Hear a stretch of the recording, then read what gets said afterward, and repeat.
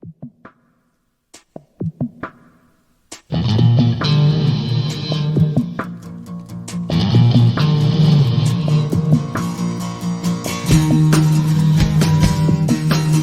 talk.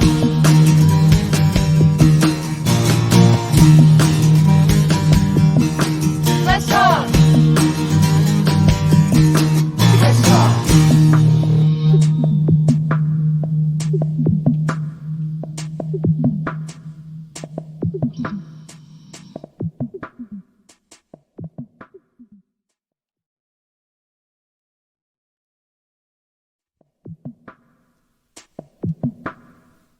Well, hi everybody. Today we have Lee Daniels joining us.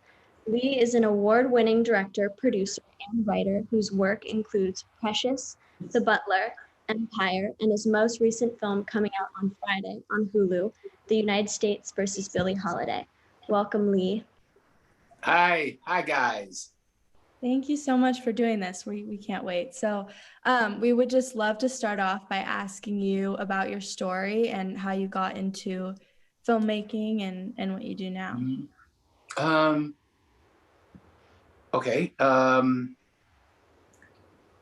feel so old telling the story, I didn't, when I was a kid, I'm from Philadelphia, and I didn't go to film school.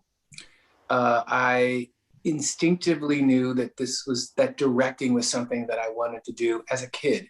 I went to the public library when I was 8, and I went into the theater section of the library out of the blue and picked up a play called Who's Afraid of Virginia Woolf?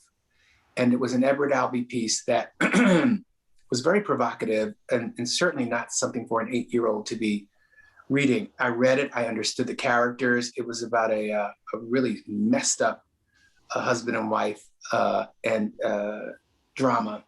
And I brought it home to my family, and I had them play out all the parts on the stoops, on my steps outside the house. And they just told me I was really good. So I started writing stories and poetry but there wasn't really, especially at that time, there weren't Black directors that I could say, okay, this is what it is that I want to do. This is what it is that I want to be. There was nobody doing it really that I could look up to or aspire to be. And so it's interesting even talking about it because, you're paving your own way, not knowing that you're paving your own way, just sort of just doing it. So I went to college. My dad died when I was a teenager, and he, because of that, I got a Hero Scholarship from the city of Philadelphia, the police department, and I spent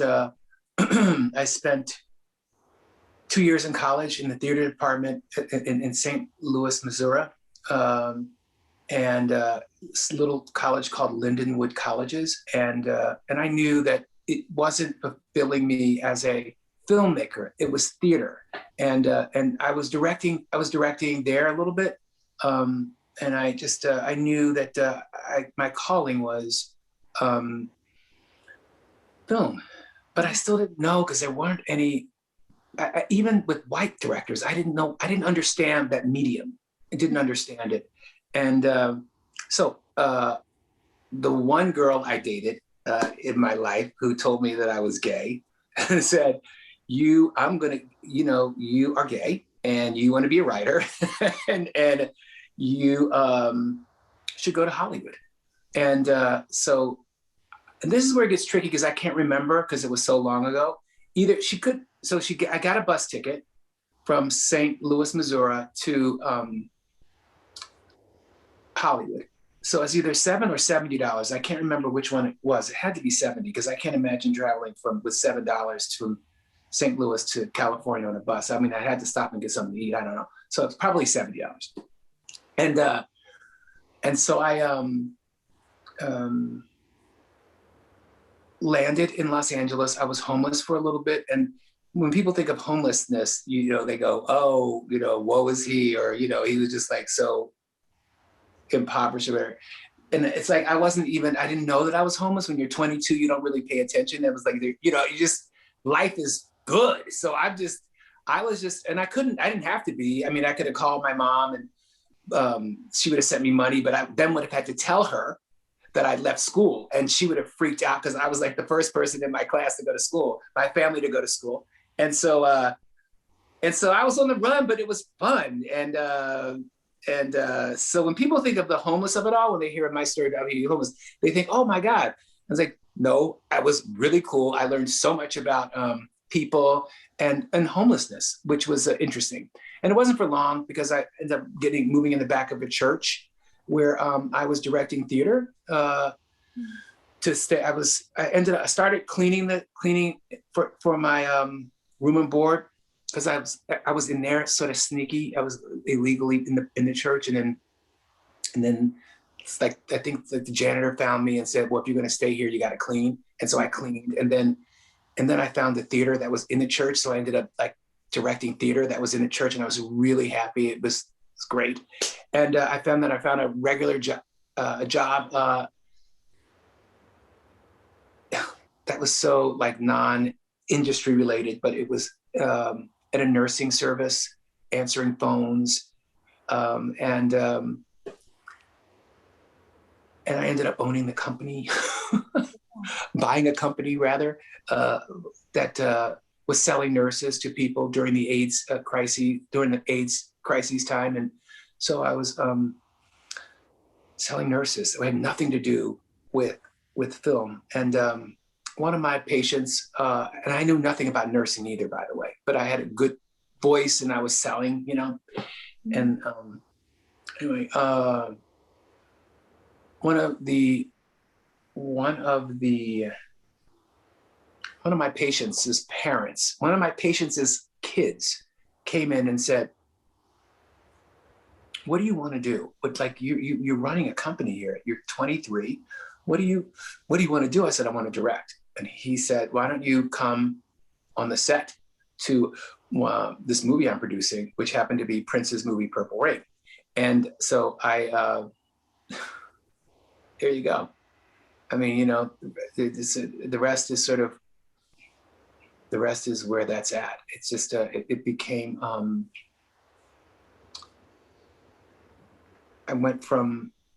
I learned a lot about what it was like to be on a set. And then one thing led to another, where I was then managing actors just all over the place, really, and trying to find my way. Mm-hmm. But as a queer Black man in a time where they didn't accept us at all, you just were navigating through life, trying to figure out what it was that you were trying to do. How do you find your way? And I ended up, I don't know how, I've cut around many years, but I ended up producing my first film, which was A Monsters Ball. And I was responsible for the first Black woman getting an Academy Award. And I was the sole producer of that film. And then I did a movie called The Woodsman, which was about pedophilia with Kevin Bacon and his wife, Kira Sedgwick, and Eve and Mos Def. Really excited about that. And we won Cannes with that film. And then after that, I directed my first movie, and I thought that they were both critically acclaimed films. And I thought, oh man, I'm the shit now. I'm just like, I'm bad, And then I didn't know what I was doing. It all fell on my ass. It was the worst. I mean, Helen Mirren's in it, Cuba Gooding Jr.'s in it, Macy Gray's in it. It's a great cast. Stephen Dorff, Joseph Gordon-Levitt. It's like, but I didn't know what I was doing. I was learning. And so you learn through your mistakes. And then my next film was Precious. I learned how to really, it was coming together. And from there I did The Paperboy, which is one of my favorite films that no one really knows, but it's my secret favorite movie with Nicole Kidman and Zac Efron and John Cusack and Matthew McConaughey. Is one of my favorite films. And after that, I did The Butler, And then I didn't have any money. I was like, how do I not have any money? Like, you know, I was, my kids were 25. They were ready to go to college. I mean, not 20, they're 25 now. My kids were in high school. One was in Dalton and the other one was in a private school in Brooklyn. And I was trying to get them into school, but I found myself getting ready to take out a loan. I was like, wait a minute, hold on. I'm responsible for a lot of Academy Awards here. I should not be taking out loans for school. So when my partner, my writing partner, Danny Strong, told me that he wanted to, let's write something else. Let's do Empire as a film. I was like, no, I hear you make money in TV. And so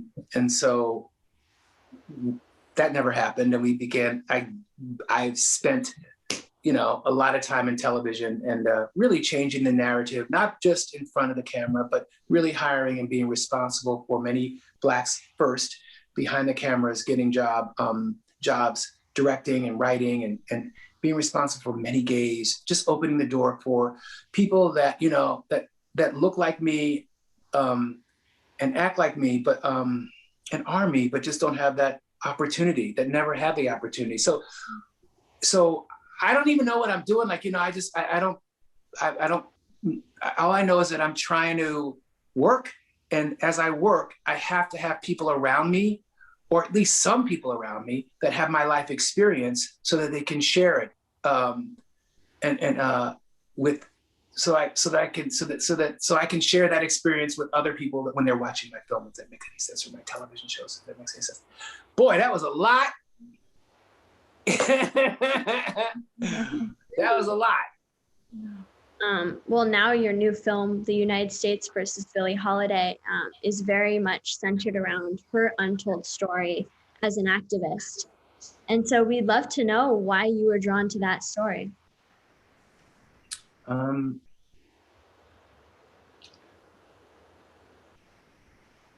Because I was 59 at the time and I did not know her real story at all. I didn't know Billie Holiday. I thought she was a fantastic singer. Just a brilliant singer. And I did not know that she was an activist. I didn't know that she stood up to the government for a song about lynching of African Americans. And I think the government suppressed that, the media suppressed that information. And so, yeah, I felt sad that I thought I knew about Black history, but I really didn't. And I thought, wow, if Billie Holiday kicked off the civil rights movement as we know it to be with the song Strange Fruit, and we weren't taught that in school, and we weren't certainly taught that, you know, in as an adult, I couldn't find it anywhere. That how many other stories are there about people of color, Black people that, you know, that were firsts, that it's just taken me a long time to understand that this, and thank God for the kids today that are kids like you guys that are interested in knowing about the culture that I'm in this interview. This kind of interview would never happen 10 years ago. This kind of conversation would never happen 10 years ago. It's about putting in the work so that I don't think that my kids will find it in their lifetime. I don't even think their kids will be at peace in their lifetime. I think that my great grandkids, if people are doing the work like this right here, wanting to understand about my culture and having open dialogue, will this country heal? And that's what Billie Holiday was about. Billie Holiday was bringing light to the atrocities that were happening in America and trying to heal the country. Mm-hmm. Yeah, and like you just said that, you know, it was kind of unknown that she pretty much kicked off the civil rights movement with her song. Something we talk about a lot is how much you can use art and whatever your craft or your certain skills are, but specifically art, to create change and have, you know, use that as an activist. And so do you think it's crucial to apply activism and standing up for what you believe in within your craft? And what has that meant for you? I like Billie. I don't think that she looked at herself as an activist. You know, I don't look at myself as an activist. I just looked at myself as, I look at myself as telling the truth and doing what I think is right. And I think that that's what Billie did. So I think that through all of my work, we find, and it's all about the world that we're living in and the space that I'm currently in. I can only create what I know and the environment that I'm in. And so I think that that's what Billie was talking about with Strange Fruit. She did not want people being lynched. It's like she wanted to sing about it. For me, I don't want heroes like her to be unsung. They need to be known. And everybody needs to know them. Black people, white people, everybody needs to know about what this Black history, it's not even Black history, it's American history, what this history is and how our country was formed. So I do think that, yes, we have a responsibility, even though even though I'm not out in the streets, you know, doing what some of these young kids are doing, which is really important right now. But I do it through my own way, through the work that I have. Yeah, but that's just as important. Everyone does it in the way that they do it. So, and we wanted to talk to you also about the entertainment industry, and you mentioned this a little bit earlier, but it has a long history of racism and ignorance. So we were wondering, what are some inequities that happen all the time, but people might not know about? Okay, so I don't know whether you know, I'll give you an example. When I did a show called Empire, you know, the way the system is built, the way the system was built is that you have to be in a union to work behind a camera. You have to be in the union to even be on the set as a PA, directing people from one place to another. All these unions add up to a block that don't let Black people in. So when I did Empire, like, it was hard for me to find writers that were in the guild to work. So I had a white showrunner because there weren't any Black showrunners around that I could hire, you know? And so I had someone that was directly under me that was white. And yet people that were under her we had to fight for Black people to have a voice. Now, just because I'm the creator of the show doesn't necessarily mean that it is my show. I am there I was there for the first season of Empire, where that I'm there and I'm focused and I'm laser focused on what is important to the culture, what is important to gay culture, to Black culture, to American culture. And so, but I step away the second season because I had another show. And so the white showrunner is now in charge of these Black writers that I had to desperately find to get them, you know. So you have white people telling Black stories, and then it goes off the rails. And so people say, wait a minute, hold on, this doesn't make sense. Well, it doesn't make sense because it's not through the lens of a Black person. And it just doesn't make sense. It's like, you know, putting on a dress that doesn't fit, you know? And so, I mean, that's been happening for years and years and years and years in Hollywood, where there are white people that are writing white words for Black people to say, and it just doesn't make sense. So I think this renaissance now is of an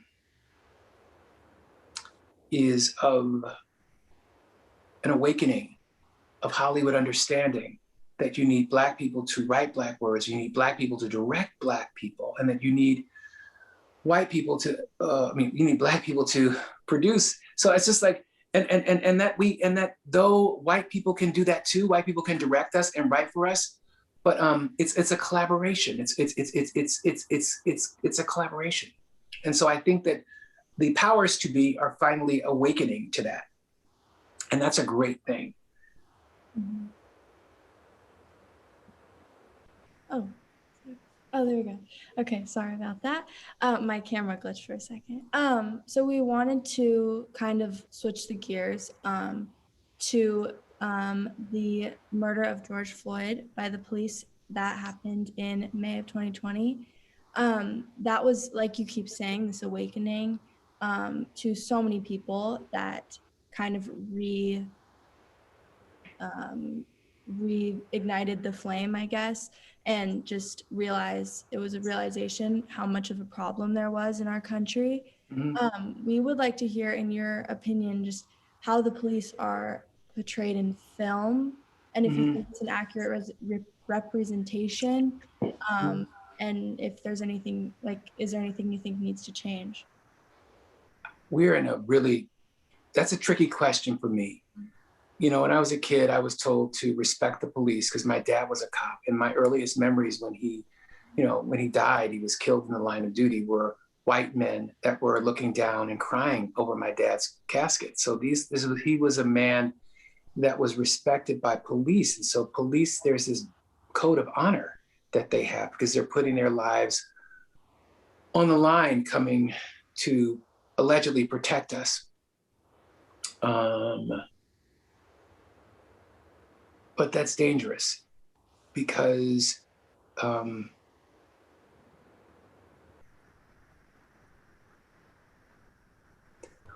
once I grew up, I understood that that was not the case, that I was pulled over randomly for whatever reason and thrown up against the car, pulled out without my license, not even asking for my license, you know, and you just put it out of your head. You don't really want to think about it. You put your head down and you just want to do the right thing. And I think that people are tired of putting their heads down and doing the right thing because it's not the right thing. It's not the right thing. And I love this generation right now for standing up for what is right and willing to die for what they believe in. People are willing to die for what they believe in now. And I think that we are I think for the first time, people understand that we are at war. This country is at war. And we've always been at war.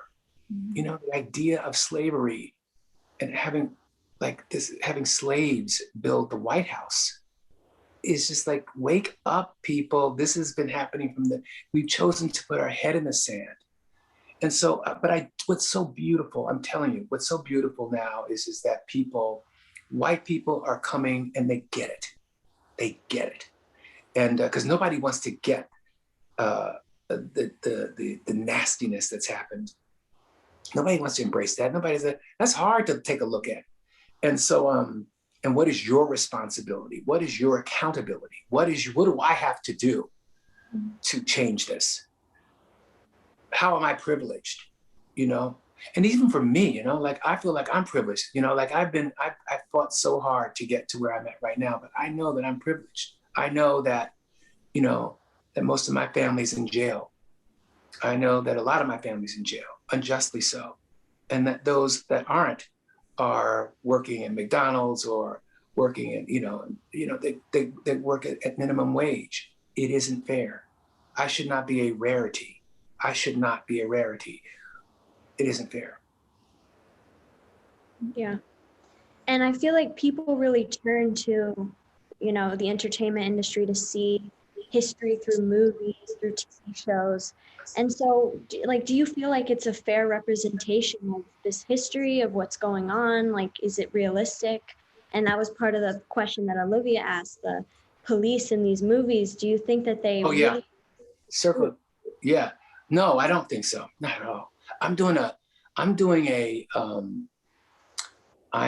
a police procedural right now. What does a Lee Daniels procedural look like?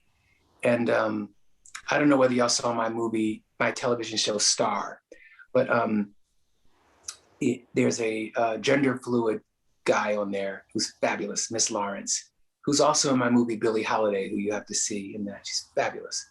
And I'm writing a procedural about him as a gender fluid Black queer person, and his partner, who is a white Republican, who Trump voting a woman who's homophobic, and the two of them are forced to go and solve crimes together.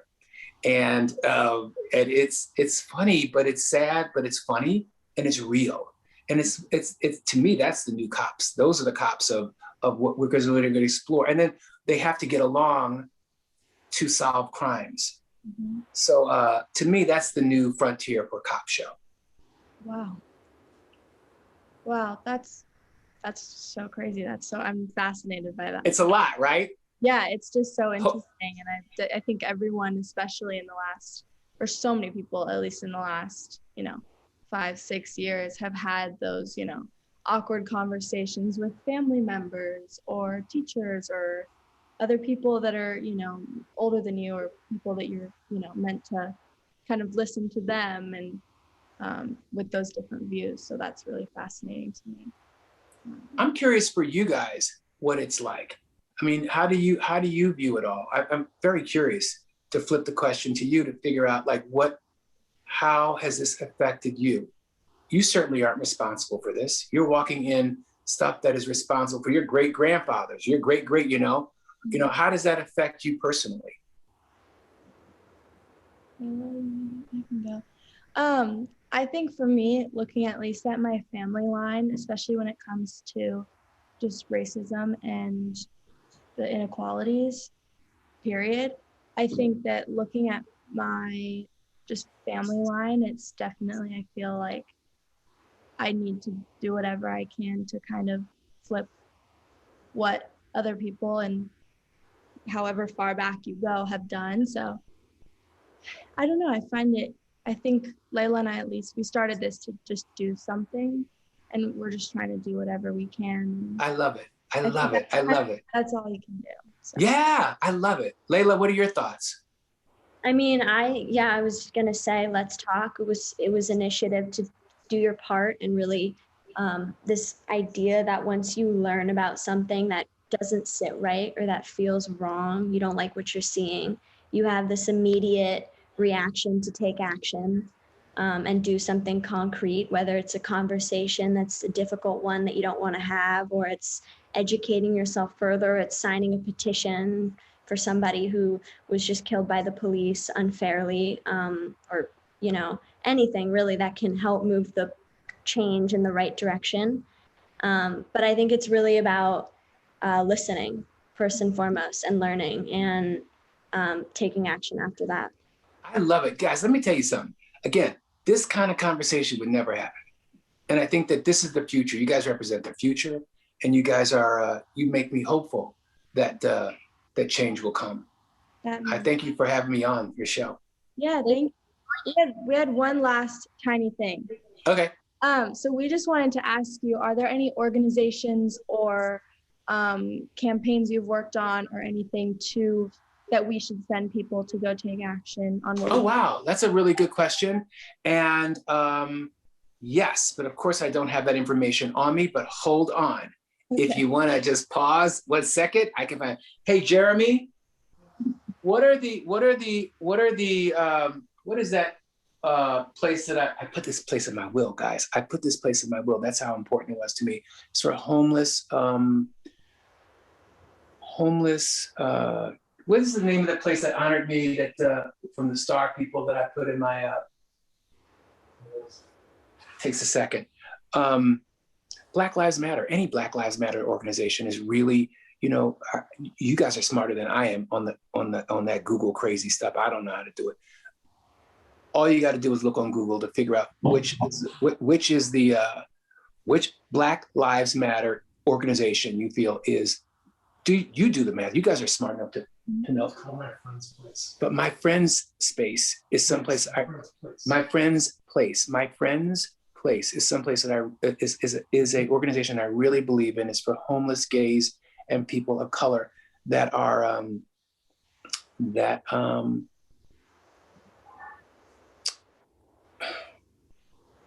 Google it.